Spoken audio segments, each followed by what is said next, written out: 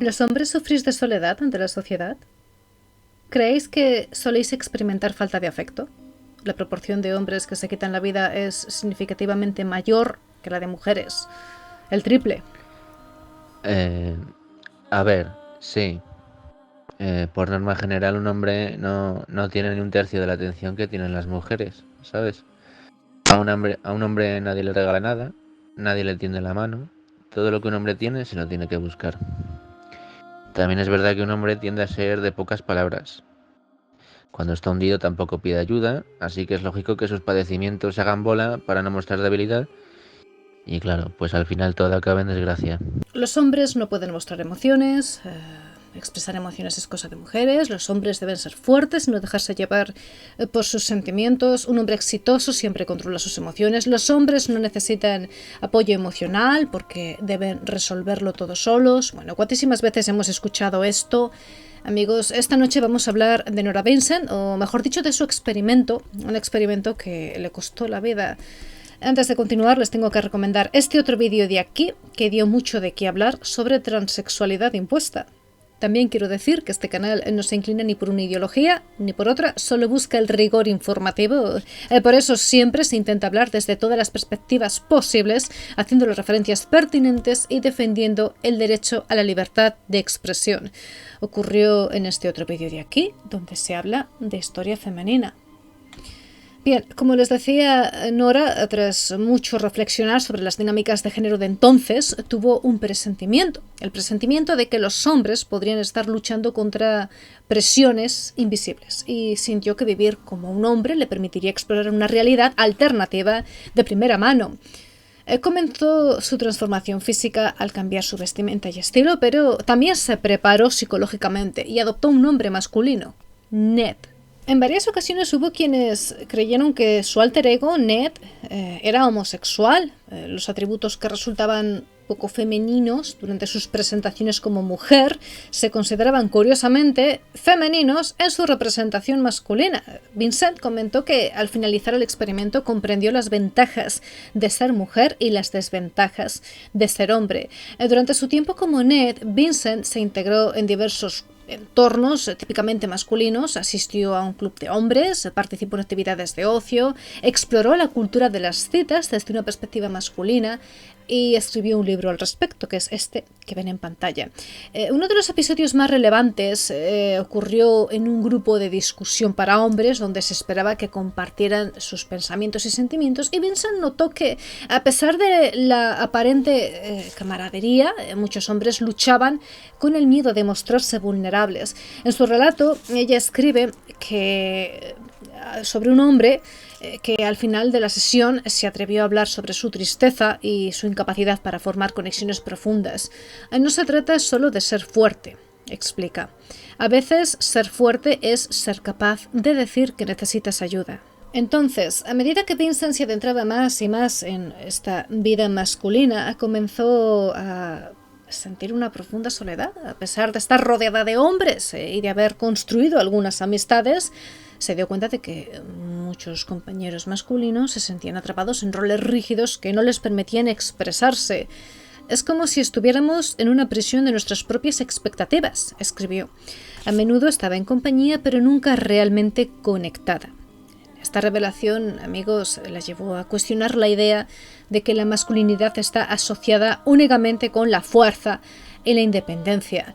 Los pensamientos de Vincent se oscurecieron a medida que su depresión se intensificaba. Como es lógico, la falta de afecto y la incapacidad de conectarse emocionalmente con otros hombres pues se la llevaron a una profunda tristeza. La mayoría de los hombres no saben cómo ser vulnerables. La fuerza se ha convertido en una máscara que muchos usan para ocultar su soledad, expresó. Esta experiencia resonó en su vida personal y la privó de la conexión emocional que había disfrutado antes de su experimento, cuando de cara a la sociedad era mujer. Amigos, para quien no conozca a Norah, para entrar un poquito en contexto, ¿de acuerdo? Fue una mujer declarada abiertamente lesbiana, se casó con Christian Exxon, de hecho, aunque su matrimonio terminó en divorcio Poco tiempo después, se la describe como una defensora del libertarismo que cuestiona tanto el posmodernismo como el multiculturalismo. Además, Vincent manifestó su opinión de que las personas transgénero no encajan en el género con el que se identifican. Esto le trajo acusaciones de intolerante. En un artículo para The Village Voice escribió: la transexualidad significa la muerte de uno mismo, el alma, ese buen yo indudable y anticuado que tanto amaba Descartes, cuyo gran proverbio pienso, luego existo, se ha convertido en un chiste ontológico más o menos como trasteo y ahí estoy. Creo que lo puedo traducir más o menos con ese término. A lo largo de este libro, Vincent reflexiona sobre las expectativas que la sociedad impone sobre mujeres y sobre los hombres, ¿no? Se da cuenta de que aunque los hombres a menudo se ven como los privilegiados en muchas áreas, la realidad es que están atrapados en una red de expectativas que les impide ser auténticos. Norah escribe sobre la dualidad de su experiencia. Mientras disfrutaba de la libertad que venía con ser Ned, también sentía la carga de no poder ser quien realmente era. Vincent se enfrenta a preguntas profundas sobre la identidad y la autenticidad. Por ejemplo, ¿qué significa ser un hombre? Y más importante, ¿qué significa ser humano? Son cosas, repito, que ella se cuestiona. Concluye, y ustedes, amigos, pueden o no estar de acuerdo, diciendo que tanto hombres como mujeres sufren por las constricciones de los roles de género y la verdadera liberación proviene de la conexión genuina y la aceptación de la vulnerabilidad. Norah también afirmó que ahora tenía mucha más simpatía y comprensión por los hombres y la condición masculina.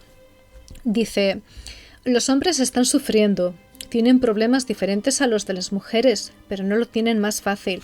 Necesitan nuestro apoyo, necesitan nuestro amor y se necesitan el uno al otro más que cualquier otra cosa. Necesitan estar juntos. Norah se unió a un club de bolos masculino, entró en un grupo de terapia exclusivo para hombres, fue a un club de striptease, salió con mujeres, aprovechó lo que sabía como católica no practicante para visitar monjes en un monasterio. En esta otra obra, Vincent narra su vivencia como paciente internada en 3 diferentes centros de salud mental, una sala de un hospital público en la ciudad, ¿no? Una clínica privada en el medio oeste de Estados Unidos y, por último, una costosa clínica de enfoque integral.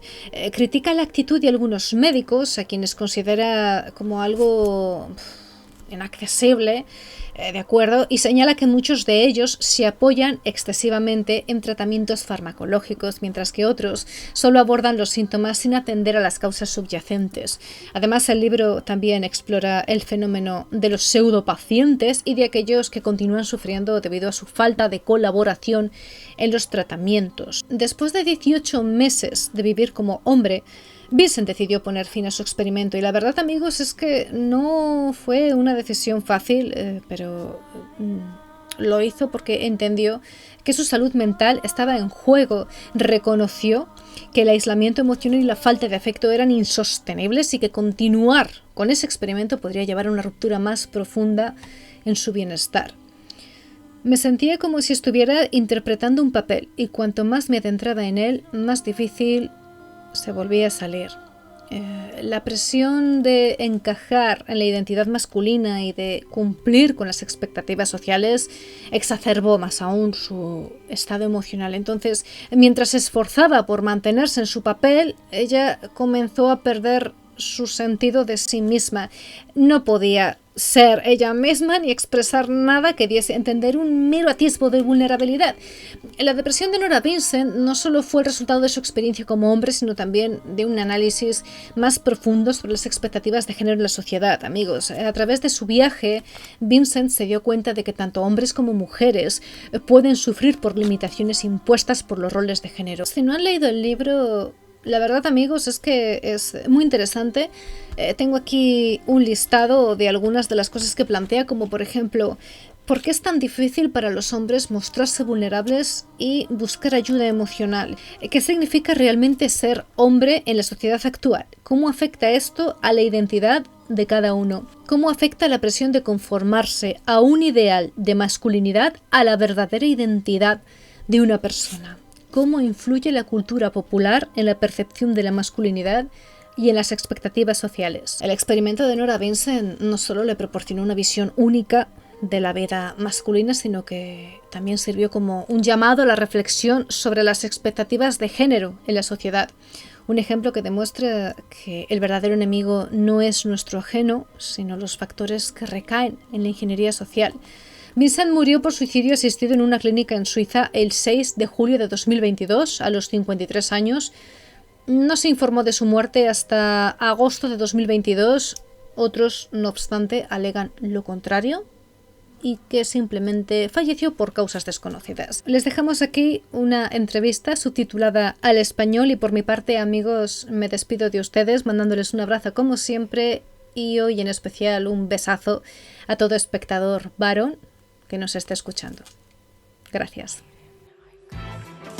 She's hardly a supermodel or movie star, but today, Norah Vincent is getting the full-blown glamour treatment. Norah's a writer, and one of these shots will adorn the cover of her new book. This wasn't just a stunt. This was about learning. This is a human project. It was about finding something out about the human creature, and I learned it the best possible way because I went through it. What Norah went through, or more accurately, what she became in the last 2 years, was a man. Yeah, a little bit shorter on the top. Okay. No, Norah didn't get a sex change operation. She did it the old-fashioned way, with acting and a disguise. At 5'10", 155 pounds, and wearing men's size 11 shoes, Norah was a natural. Growing up in the Midwest with her actress mother, lawyer father, and 2 older brothers, Norah was a tomboy with a flair for the dramatic. She says she's still a tomboy and, in fact, is a lesbian, living in Midtown Manhattan with her partner, Lisa. I think we can work with this. Her transformation into the guy she calls Ned begins with a buzz cut, baggy men's clothes, and a too small sports bra to flatten her breasts. She even wore a little padding in a jock strap. I also tried to think, well, what kind of guy is Ned? And get. For the rest, she enlisted the help of makeup artist Ryan McWilliams. She just came to me and said, Ryan, I need to turn into a man. The hair as small as we can make it, right? And so they came up with a method of shredding braided wool into whisker-sized bits and gluing it onto her face. Women have much stronger nasal resonance as a And then there's the theatrical component. So just easy Tarzan out on your chest a little. Good. Juilliard voice teacher Kate Murray coached Norah for months on a program of movement, breathing, and speaking. I want you to be the best man you can be. All to incorporate some of the subtle and not so subtle characteristics of being a guy. Notice what men do. If they need to suddenly grab a taxi, hey, they just do that. Whereas women will ask for a taxi instead of demand one. When all the pieces are together, hair, makeup, voice, posture, style, the transformation is complete. Walk like a man, talk like a man, walk like a man. And Norah Vincent becomes Ned Vincent. Walk like a man, fast as I can. One of these shots will be the second photo on the book cover. The book, Self-Made Man, is out today and is about Norah's 18 months living as Ned. I wanted to enter male spheres of interest and see how men are with each other. I wanted to make friends with men. I wanted to know how male friendships work from the inside out. Ned's first act as a newly minted male was to join that quintessential bastion of camaraderie, a men's bowling team. The only problem was she's a terrible bowler. I'd probably bowled before this 3 times in my life, and that was, in high school when you do it with both hands, So it was just insane for me to walk into this place without any. And why didn't they just run you out of town when they saw how bad you were? It's an amazing thing because I think, that shows you the generosity that they had. It was the first of Norah's many surprises. She thought these guys from a working-class Pennsylvania neighborhood would mock Ned's bowling and reject him as a guy. But from their first meeting, they accepted Ned. The handshake was unbelievable. It blew me away the first time I shook hands with a guy, a strange guy. And I was amazed because you think of women, we're so nice, we're so easy, men are so mean. Complete opposite. Hey, baby. And I felt as comfortable as I could feel right away. They just took me in. No questions asked. This is the first time the guys are coming face to face with the female version of Ned. Would you have known me on the street? No. No. Good, You look good. taller than I remember. Yeah, I know. You're shorter. What happened? Though they've known about Norah's true identity for months, How are you? Congratulations. this reunion is their first chance to talk about their friendship. But you guys had said there wasn't there that game that, you know, the person who didn't make it to 100 had to wear women's panties at the end of the season. And I thought, you know, I'm going to give you guys a shock of your life, and I'm going to wear The team had bowled together for 9 months, and gradually Norah gained entrance into the inner sanctum. She found that all the cussing and good-natured ribbing is just how men often show affection for each other. Way to go, Ned. Oh, yeah. You remember this? Oh, my God, that's right. I forgot all about that. Did you know, based on watching her bowl? I mean, you know, the joke was she bowled like a girl. But Well, we had our suspicions that these guys did. Maybe Ned was gay everybody or else. something, you know? Really? Yeah. Everybody has their own style. You Right. know what I But mean? my style was... But her style is this. Yeah. So, a little different style. Near the end of the team's run, Norah decided to reveal herself as a woman. Nervous about how they'd react, she tested the waters with the one guy she was closest to. She took Jim out for a drink. So she sits you down, she's very serious, and she says, I'm going to tell you something that's going to blow your mind. And what did you say? So the only thing that would blow my mind is if you told me that you were a girl and that she was a guy. And she goes, well, you're half right. The she Jim's talking about is Norah's partner Lisa, who the team had met several times. Jim assumed they were Ned and Lisa, a heterosexual couple. But you didn't believe her at first. At first, well, I was still in shock. I said, how can this possibly, you know, where would this come from? This is just a regular Monday night. I was out bowling having a good time a few minutes ago. Now I'm trapped in this bizarre conversation about your name isn't Ned anymore, you know? Later, Jim told the rest of the team, who all took it well. What do you think Norah expected to find in a bowling alley full of guys? Did you expect to find like a bunch of guys just talking about women's private parts and a bunch of racists and, you know, I think kind of that's what she came into this thinking. They really showed me up as being the one who was really judgmental, because they were the ones who took me in, not knowing anything about me. They were the ones who made me their friend, and, you know, no judgments attached. That's not like you. What's wrong? Norah and Jim became closer friends once he knew that he was a she. Now Jim was willing to speak more personally and openly, like about his wife's cancer. Norah came to see that between men, intimacy is sadly lacking. There's a tremendous potential for tenderness between men, and I'm not sure that it's always realized, and it's terribly sad. Cracking the mystery of a boys' night out is one thing, but what about the explicit world of a man's sexuality? I really ran smack up against the difference between male and female sexuality, is that female sexuality is mental. It's up here. And male sexuality is a bodily function. It's a necessity. You just have to do it. When we come back, Norah goes to strip clubs in the company of men as a man. Over the 18 months of venturing out in the world as a man, Norah Vincent guesses she put on Ned's whiskers and clothes about 150 times. After the bowling league, she was ready for love and sex.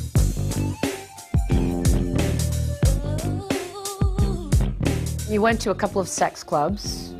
What were you trying to get at? Well, at first I thought, this is sort of the quintessential guy thing to do, right? The bachelor party at the strip club. When I told people initially that I was doing this, they'd say, oh, you gotta go to a strip club.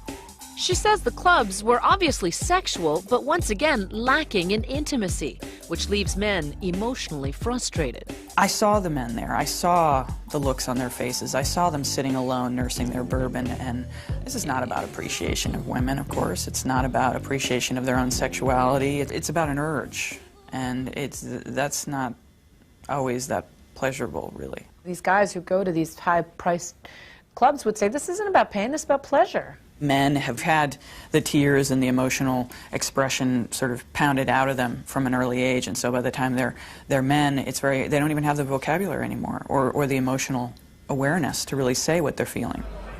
Norah says strip joints are about pure sex drive, completely empty of any meaningful interaction, even when a woman is gyrating on your lap. But you're attracted to women. Were you ever aroused during any of these? I really ran smack up against the difference between male and female sexuality, is that female sexuality is mental. It's up here. Whereas for men, Norah says, sexuality is, shall we say, below the waist. At its core, it's a bodily function. It's a necessity. It is such a powerful drive, and I think because we don't have testosterone in our systems, we don't understand how hard it is. So it never gets cold where you back in Australia? Throughout the project, Ned dabbled in the art of picking up a woman. Where'd your friend go? We went with him to this bar, wearing hidden cameras. This is my friend JC, I'm Ned. Norah was reminded that in this arena, it's women who have all the power. We sit there and we, just with one word, no, will crush someone. And the thing is, we don't have to do the part where you cross the room and you go up to a stranger and say the first words. And those first words are so hard to say without sounding like a cheese ball or sounding like a jerk or whatever else. And what do you guys do? Norah says the brush-off Barbara Jones gave Ned was typical. She was just sort of emblazoned with hostility, you know, just looked at you and you saw everything cross her face, which was, oh, God help me, not again. I'm trying to have a drink with a friend, and I've got to deal with you. Barbara was trying to dispose of Ned before her friend returned from the bathroom. Anyway, we haven't seen each other in a while, so we're just going to chill. Yeah. I've got to head out to Boston. But Ned returned and told Barbara the truth about her gender. Saying you gave us all the lines, like, try to get rid of us. I see it, and as a woman, I have such sympathy. I'm like, oh, I hate being this guy that you're trying to get rid of. You know? Talking to a woman, Barbara seemed more open and friendly, and in the end, actually apologized for how she had treated Ned. So sorry for being bitchy. Please. Does that kind of living in the skin of a man in the bar scene, in the dating scene, give you a different kind of respect for men? It gives me a certain definite sympathy. And I don't mean that there's any disrespect, but it just makes me understand what's going on. Norah, as Ned, also went on about 30 dates with women, mostly arranging them on the internet. Did you have any fun? Rarely, rarely. It was just an pretty ordeal. Unpleasant. Yeah. She says the pressure of Ned having to prove himself was grueling. Norah was surprised that many women had no interest in a soft, vulnerable man. My prejudice was that the ideal man is a woman in a man's body. And I learned, no, that's really not. There are a lot of women out there who really want a manly man. Ultimately, Ned told most of his dates that he was Norah. Many of the women reacted angrily, but usually just for a little while. Some women wanted to continue the relationship. They remained interested in pursuing something further. You know, so whereas... Sexually? Yeah. And that was heterosexual women who, that's what I'm saying. It's all up here. Because they said, well, we connected, and, you know, there's something, I really like you, and I don't care. How many guys would do that? That's the difference between male and female sexuality right there. Norah says she found differences not only in sexuality and intimacy, but in every walk of life. I'm in the market for a car, and take, for example, shopping for a new car. Going in as Norah, the sales pitch quickly becomes flirtatious. Any guy that gets in is going to feel like, okay, this girl's... I want to date this girl just for a car. Well, I didn't say that. But going back to the same salesman as Ned, the tone was all business, and the talk was all about performance. They have a 3-liter Duratec V6 engine. And in the end, a personal touch for Norah the salesman would never have offered Ned. All right. Thank you. You're welcome. In Norah's final months as Ned, she upped the ante, infiltrating all male inner sanctums. But after 18 months of deception, she was unraveling, and the play acting at a men's wilderness encounter group would begin to scare her. One guy had chopped up a log pretending it was his wife. So I thought, great, you know, we're going to have axes and knives. So I was terrified. Having survived strip clubs, dating, and a bowling league, Norah Vincent wanted Ned's last days to be among men only, in private and intimate surroundings. Norah, a lapsed Catholic, thought the cloistered inner world of a monastery would be ideal. Ned managed to live for 3 weeks as a trainee. The monks, she says, were pious, smart men, but they were still men. What made it prototypically male? What do you mean by that? The breakdown in communication, the need, the desperate need for male intimacy and the lack of ability to give it, really painful. Norah says the monks were hostile to her feminine side. She says she was ostracized because of the monks' assumptions about her sexual orientation. Ned was really at the center of it because he was an effeminate man, and many of them thought I was gay. As one of them told me in confession, I said, I have something to confess to you. And he said, well, I think I know what it is. And I said, what? And he said, well, you're gay. And I said, well, yeah, but not in the way you think. Loneliness can't hide. Norah thought the perfect end to her 18-month saga was to join a men-only therapy group, a place where guys tried to bond and show their emotions instead of hiding them. They don't get to show the weakness. They don't get to show the affection, especially with each other.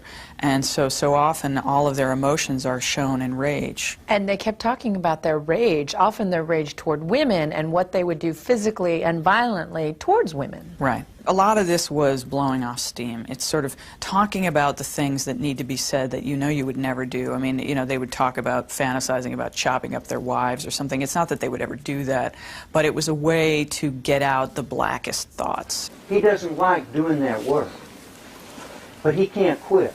Norah began to empathize with the fear and stress men feel for having to always be the strong provider. The therapy leader, psychologist John Gornishelli, saw Ned's shyness as typical of a newbie coming to brave the group. A lot of the guys spoke to me after the retreat and said, talking to him, I felt like I was talking to somebody feminine.